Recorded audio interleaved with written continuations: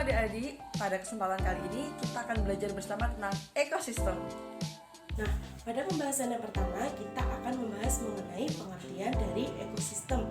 Nah, ekosistem adalah satu kesatuan dinamis yang terdiri dari komunitas berbagai spesies yang berhubungan satu sama lain serta berhubungan juga dengan lingkungannya, baik biotik maupun abiotik. Komponen penyusun ekosistem ada dua, yaitu pertama komponen biotik dan juga komponen abiotik.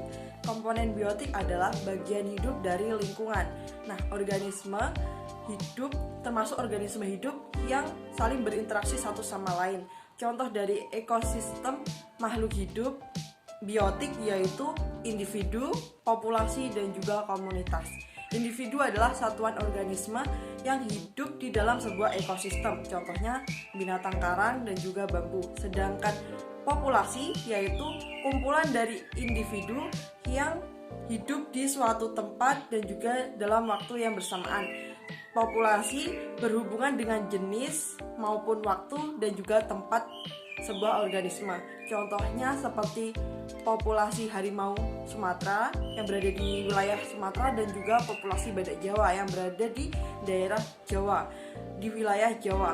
Nah, untuk komunitas sendiri yaitu kelompok organisme yang hidup bersama-sama dan terdiri dari berbagai macam populasi dan juga spesies. Jadi, contohnya seperti di lingkup taman itu ada kupu-kupu. Nah, di situ kupu-kupu terdiri dari beberapa jenis spesiesnya. Nah, maka dinamakan dengan komunitas. Sedangkan komponen yang kedua yaitu komponen abiotik, yaitu bagian yang tidak hidup dari suatu lingkungan. Akan tetapi, kemampuan organisme untuk bertahan hidup dan juga berkembang biak itu tergantung dengan faktor komponen abiotik.